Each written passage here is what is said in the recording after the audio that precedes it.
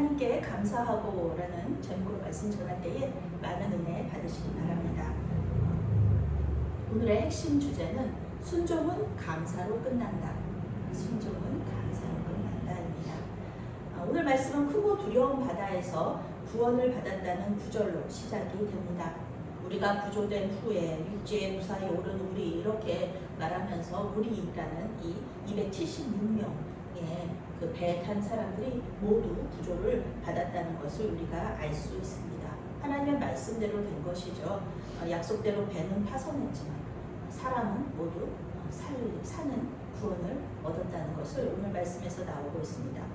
배에 탄 사람들은 로마와는 반대 방향이죠. 북아프리카 리비아의 어느 해변에 도착할 줄 알고서는 두려워했습니다. 그런데 하나님께서는 로마와 가까운 멜리데섬, 몰타섬이죠. 몰타섬으로 사도 바울 일행을 인도하셨습니다. 멜리데섬 몰타섬은요, 로마에서 510km 떨어진 섬으로 페니키아 사람들의 식민지였다가 로마의 점령지가 된 곳입니다. 좋은 항구들이 여러 군데 있어서 무역을 하기에 좋은 지리적 위치를 가지고 있습니다. 사도 바울 일행은 이곳에서 겨울을 나게 됩니다. 3개월 정도 이렇게 있게 되죠. 지금도 이 몰타섬에는 이 사도 바울의 유적이라든지 성지들이 이렇게 지금도 있죠. 몰타섬 원주민들은 사도 바울 일행에게 특별한 동정을 했다, 이렇게 성경이 이야기하고 있습니다. 공동 번역 성경에는요, 매우 친절하게 대해주었다, 이렇게 번역하고 있습니다. 매우 친절하게 대해준 거예요. 난파선의 생존자들로 아무것도 가진 거가 없잖아요, 이 사람들이. 그런데 이 사람들을 친절하게 대해준 거예요, 이 섬 사람들이. 그런데 이들은 예수님을 모르고 또 섬 사람들 특유의 미신적 신앙을 가지고 있었습니다. 우리도 그렇잖아요. 섬이라든지 아니면 바닷가라든지 이런 곳에 사시는 분들이 이렇게 우리 예수님을 만나면은 굉장히 이렇게 은혜롭게 열심히 열정을 가지고 이렇게 섬기는데, 그렇지 않을 때 이 바다라는 불확실한 이런 또 위험한 곳에 살기 때문에 미신, 우리가 뭐 전설의 고향이라든지 아니면은 그 소설이라든지 아니면 드라마에서 많이 보죠. 사람을 이렇게 심청전도 마찬가지잖아요. 바다에다가 사람을 이렇게 인신공양하는 그런 일들이 있었다는 것입니다. 하나님은 바울이 멜리데섬 사람들에게 특별하게 보일 사건을 계획하세요. 이거는 초인적인 어떤 그런 일들을 이렇게 사도 바울이 하는 건데요. 뭐냐면은 독사에 물렸어요. 그런데 아무 상처도 입지 않고 죽지 않은 거예요. 멜리데섬 사람들은 사도 바울이 아주 큰 살인을 저질렀다고, 큰 죄인이라고 생각을 했습니다. 왜냐하면은 이 사람 천벌받아 죽을 사람이었던 거예요. 바다에서는 어떻게 살아남았어요. 그런데 이 죄가 너무 크니까 신들이 이 사도 바울에게 천벌을 내리려고 독사에게 물려서 죽게 한다는 것이죠. 공의의 여신이 결국 뱀의 독으로 사도 바울을 심판하여서 죽일 것이다, 이렇게 생각을 한 거예요. 그런데 사도 바울이 독사에게 물렸는데 안 죽어요. 상처도 없어요. 그러니까 이제는 이 사도 바울이 신 같은 존재인가 보다, 초인인가 보다, 사람이 아닌가 보다, 어떻게 독사한테 물리고서도 살 수가 있느냐, 이렇게 하는 것이죠. 신에게 사랑받는 존재라고 생각하면서 자신의 생각을 바꾸게 됩니다. 이제 사도 바울이 말하는 모든 것들이 이 사람들이 생각하기에는 신이 말하는 거라고 생각하는 거예요. 원주민들은 아직 예수님을 몰랐어요. 그런데 바울에게 점점 호감을 가지게 돼요. 하나님께서 사도 바울을 통해 하실 일들을 우리는 기대할 수 있어요. 사도 바울이 말하고 행동하는 것, 이 원주민들은, 몰타섬의 원주민들은 신이 말하는 것처럼 생각하니까. 성경은 사도 바울이 멜리데섬에서 복음을 전했다는 내용은 말해주지 않아요. 사도 바울은 그저 기도하고 안수하면서 멜리데섬의 가장 높은 사람인 보블리오의 부친부터 시작하여서 병자들을 계속해서 고쳐줘요. 미신을 믿는 멜리데섬 사람들에게 하나님의 능력을 계속해서 보여주는 거예요. 사람이 할 수 없는 일을 능력 대결을 이렇게 하는 것인데 승리하는 것이죠. 하나님의 능력을 계속 보여주는 거예요. 열병과 이질이라는 질병이 그 바닷가 마을에 많았거든요. 이 몰타섬에 말라리아와 이질이에요. 지금 생각하면, 지금을 말로 하면은 그런데 항생제가 없던 시절에 지금이야 뭐 말라리아라든지 이질이라든지 이런 것은 항생제 먹으면 고칠 수 있는데 이때는 고치기 어려운 질병이었다는 거예요. 지금의 의술로서는 이때 당시의 의술로서는 고칠 수 없는 병이었어요. 사도행전을 기록한 누가는 의사였기 때문에 이 사실을 잘 알고 있었죠. 멜리데 섬 사람들은 사도 바울 일행이 섬으로 들어왔을 때부터 시작해서 나갈 때까지 환대를 해줍니다.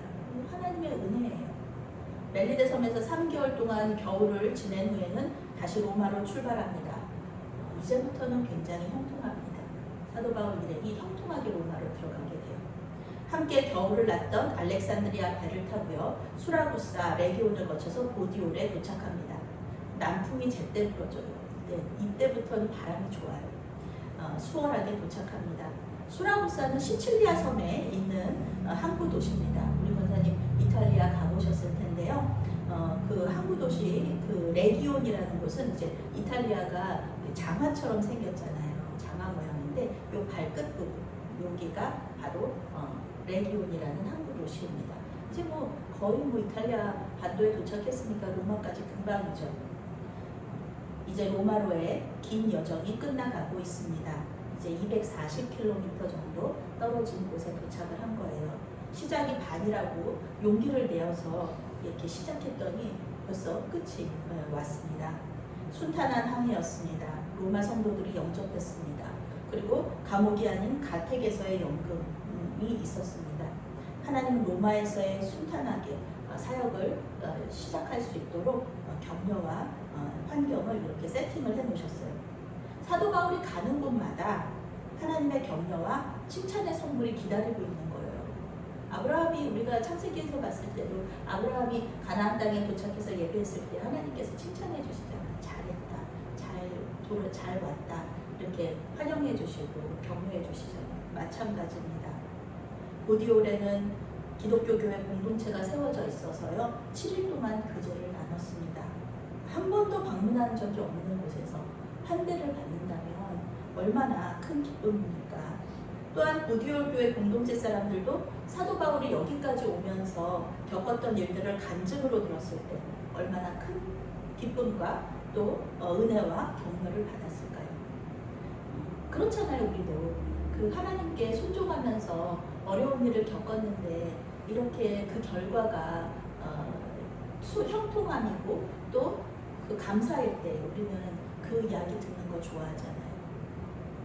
사도 바울은 보디올 교회 공동체에서만이 아니라 로마 교회 공동체들로부터도 환영을 받습니다. 그들은 로마에서 70km 떨어진 아비오 저자 그리고 56km 떨어진 상강까지 마중을 나와 있는 거예요. 사도 바울은 이탈리아 성도들의 환대에 깊은 감사를 표시합니다. 사도 바울은 이 모든 일을 준비하신 하나님께 감사하고 담대한 마음, 즉 용기를 얻었다고 성경이 말하고 있습니다. 오늘 성경은 사도 바울이 드디어 로마에 도착한 이야기를 우리에게 들려주고 있습니다. 정말 쉽지 않은 여정이었습니다. 하나님께서 주신 말씀에 순종하는 일이었지만요. 주님의 비전을 구체화하는 일이었지만요. 그래도 사도 바울은 어려움을 겪었습니다. 죽을 고비를 넘긴 거예요. 죽을 위기를 여러 번 넘겼습니다. 그런데 결국 사도 바울은 로마에 도착을 하게 됩니다. 성경은 하나님의 말씀에 순종하는 일은 어렵지만 결국 감사로 끝이 난다고 이렇게 계속해서 말해주고 있습니다. 예수님께서 십자가에서 죽으시고 부활하시면서 영광을 받으신 것처럼 우리의 삶도 결국은 승리와 감사로 끝이 납니다. 예수님께서 자기 십자가를 지고 나를 따르라, 좁은 길로 가라 이렇게 말씀하신 것은 그 길이 우리에게 행복의 길이기 때문에 그렇게 말씀하시는 거예요. 그게 은혜이고 그리고 또 이렇게 복의 길이기 때문에 그렇게 말씀하시는 겁니다. 이것을 알았기 때문에 우리의 믿음의 선배들이 힘들어도 예수님을 묵묵히 따라갔습니다. 그리고 하나님은 어떠한 순간에도 그들과 함께 해주시잖아요. 그러면서 주님의 말씀에 힘들어도 순종하는 사람들에게 계속해서 누구를 통하여서든지 어떤 방법을 통하여서든지 격려하시고 용기를 주시고 위로하여 주셔서 결국은 그 말씀하신 그 사명을 순종할 수 있도록 끝까지 순종할 수 있도록 도와주시고 우리의 감사와 영광을 받아 주신다는 것입니다. 저는 어제 그 강북지방 교육자 회의가 있어서 은팍교회에 다녀왔습니다. 은팍교회 담임 목사님이 이제 말씀을 전하셨는데요. 예배 그 교육자 회의 전에 예배 말씀을 전하셨는데 굉장히 큰 은혜를 받았습니다. 목사님이 그 요셉의 마지막을 이렇게 그 설교를 해주셨어요. 그러면서 본인이 자기가 하나님께 그 순종했던 이야기를 해주시는 거예요. 한국에서 아버지가 큰 교회 담임 목사님이셨거든요. 평안하게 그 목회 활동할 수 있었는데 하나님께서 계속 이렇게 떠나라는 말씀을 주셨다는 거예요. 그래서 평안한 이 한국에서의 사역을 뒤로하고 멀리 뉴질랜드에서 고생을 하고 돌아오셨습니다. 돌아오셔서 은팍교회에서 또 이렇게 사역을 잘하고 계시는 거예요. 그리고 그 모든 것들 힘들었지만 하나님께 순종했던 그 모든 일들 그 과정 가운데 역사하신 하나님께 감사하면서 영광을 돌리고 또 본인이 또 이곳에서 또 사역을 잘하고 있고 또 앞으로도 열심히 할 거라는 그 다짐을 결단을 얘기해 주시는데요. 굉장히 은혜가 되는 거예요. 자기는 아무것도 못한다. 하나님께서 하신다. 이렇게 순종의 그 결과를 감사로 돌리는 것을 보면서 큰 감동을 받았습니다. 성경을 통해서 또 우리의 삶 속에서 또 다른 사람의 삶 속에서 하나님의 역사를 가만히 살펴보면요, 하나님께서 한 사람을 위해서만 그 사람 한 사람을 위해서만 역사하시거나 일하시거나 하지 않는다는 것을 우리가 알 수가 있습니다. 하나님은 그 한 사람과 연결된 모든 사람들의 삶 속에서 역사하시고요, 그 사람의 삶을 통해서 영향을 받게 하시는 거예요. 오늘 사도 바울에게도 이러한 사실을 찾을 수 있습니다. 사도 바울이 멜리데 섬에서 만난 사람들, 보디올의 교회 공동체, 로마 교회 공동체, 이 이들은 모두 사도 바울을 통해서 하나님의 역사를 경험하고 하나님과 또 각자의 그 관계를 이어갔습니다. 우리도 마찬가지입니다. 우리의 삶 속에서 역사하시는 하나님은요, 우리한테만 그렇게 영광 받으시는 것이 아니신 거죠. 우리와 관련된 모든 사람들의 삶 속에서도 우리를 통해서 역사하시는 겁니다. 우리가 하나님과 점점 더 친밀한 관계 속으로 들어가는 것은 우리와 관련된 사람들에게도 선한 영향력을 미칩니다. 그들의 믿음도 우리를 통해 자라고요, 굳건해질 수 있다는 것입니다. 이것이 또 간증의 능력이죠. 간증의 힘이죠. 예수님은 마태복음 5장 16절에서 이렇게 말씀하십니다. 이같이 너희 빛이 사람 앞에 비치게 하여 그들로 너희 착한 행실을 보고 하늘에 계신 너희 아버지께 영광을 돌리게 하라. 아멘. 착한 행실은 우리의 삶의 간증입니다. 사도 바울이 로마로 오는 여정 가운데 하나님의 신실하심을 증거한 것처럼 우리도 우리의 삶 속에서 역사하시는 하나님을 간증할 수 있습니다. 하나님께서 우리에게 주신 사명과 또 말씀에 순종할 때 우리는 그 끝에서 하나님께 감사하고 영광을 돌릴 수 있고 또 나머지 주님께서 앞으로 우리에게 주실 사명, 그 사명을 또 감당할 힘과 용기를 얻게 되는 것입니다. 그 과정 가운데 많은 사람들이 우리를 통해서 하나님께 영광을 돌립니다. 담대한 마음으로 주님께서 준비하신 믿음의 여정 계속해서 걸어가시는 저와 여러분이 되시기를 바라겠습니다. 아멘. 사랑의 하나님, 우리가 주님의 말씀에 순종할 수 있도록 모든 환경을 마련하시고 때에 따라 담대한 마음을 주셔서 감사합니다. 아멘. 우리가 주님께서 보내신 사람들을 통해 용기를 얻게 하여 주시옵소서. 아멘. 또한 우리의 격려가 필요한 사람들에게 용기를 북돋을 수 있도록 우리를 사용하여 주시옵소서. 아멘. 순종이 감사로 끝난다는 사실을 권면하며 주님의 사역을 위해 헌신하게 하여 주시옵소서. 아멘. 예수님의 이름으로 기도했습니다.